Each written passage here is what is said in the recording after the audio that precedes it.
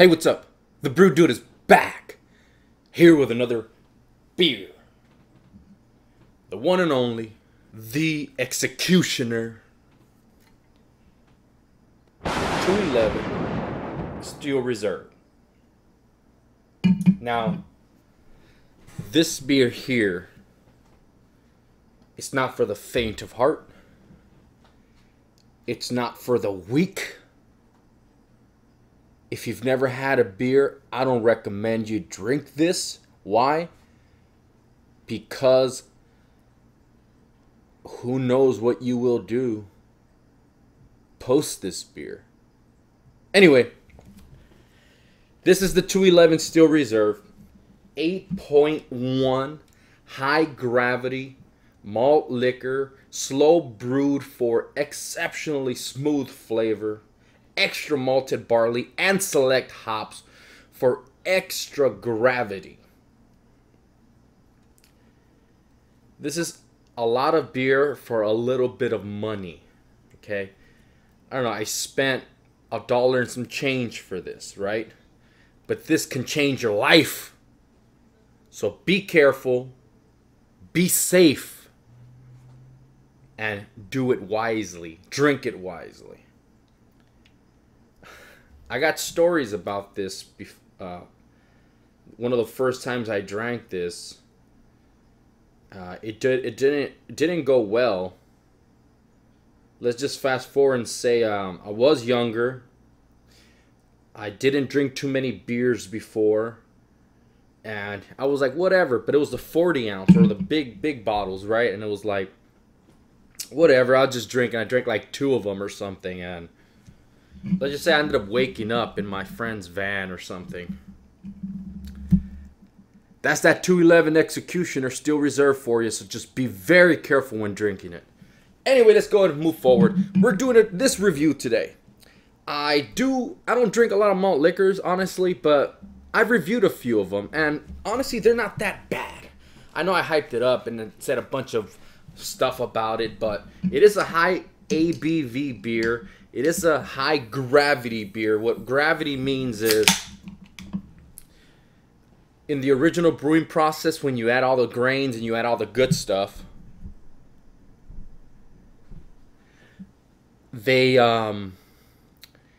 can control the alcohol based on the gravity. The higher the gravity, the more sugars and fermentable sugars are going to go ahead and convert into alcohol. The less the gravity, there's a less gap in between creating a higher ABV beer. And it can be adjusted based on your preference and everything. You can have a high ABV beer that didn't originally start with a gigantic high gravity, but was used other sugars. In this case, it says extra malted barley and select hops for extra gravity. So they obviously use a lot of barley, apparently, right? Man, it smells like a lot. It smells really good, surprisingly. It smells like a good pale ale. We're gonna go pour it. I just have trouble pouring into cans, I've learned. You can, oh, I can smell. It smells like chemicals now.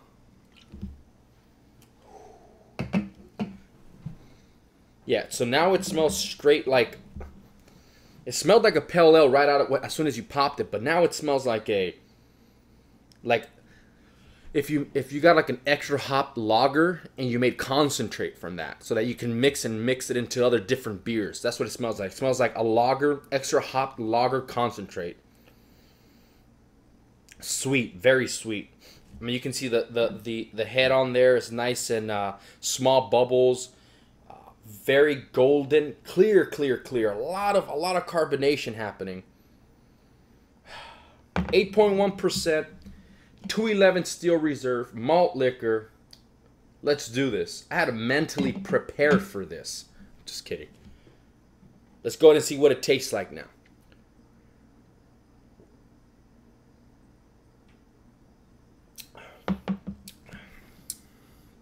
Okay.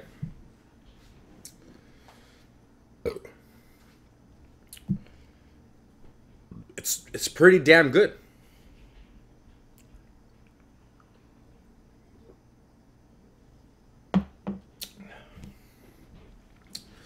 It starts off with a little bite. Body is about medium to full-bodied, but in between there. Starts, like I said, small bite. You get the grain flavors. About mid-range, you get a slight bitterness. But then you get the hops. They use a lot of hops, which helps balance the flavors of this beer. Because if you didn't use hops, it'd be off balance. You know, you'd have too much malt flavor and not enough contrast for that. And that's what the hops do. About at the end, though, there is a little off flavor that I'm not a big fan of. It's almost like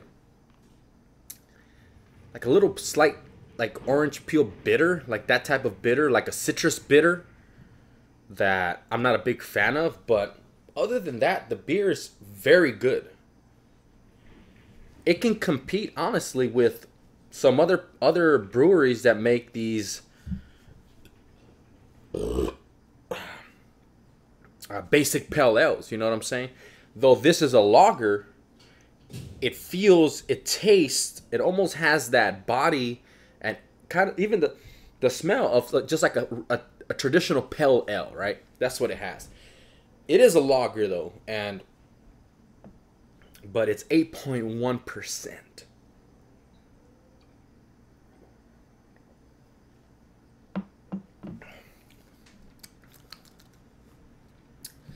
Do I taste those 8.1%? Initially, I didn't, right? I didn't taste the 8.1% because I had this beer super cold. Cold.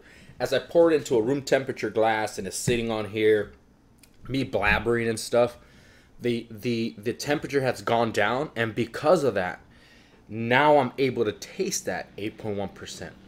It's a high alcohol tasting beer. And it only comes in at about mid-range to the end. Like right now, my mouth tastes like if I had a couple shots of some kind of alcohol, vodka or something, right? It's not just up front. It's almost at the end. As you finish the beer, you're like, okay, I'm left with this alcohol taste. So yeah, you can taste it. I can actually start feeling the beer now because, like I said, it's 8.1%. I don't know how many times it's going to say that, but it's 8.1% if you didn't get it the past 7 times that I said it.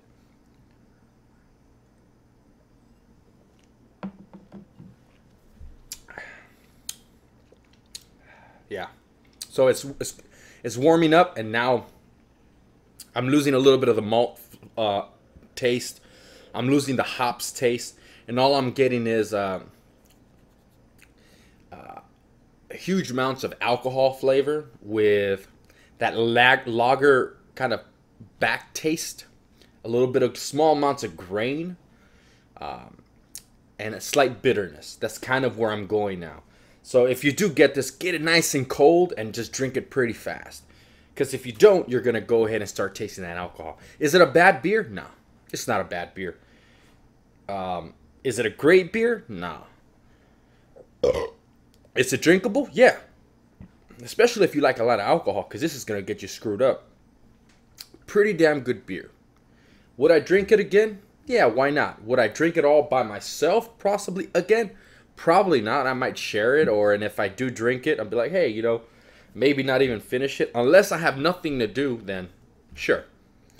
Thank you for watching, subscribing, and liking. And with that said, the Brew Dude is out.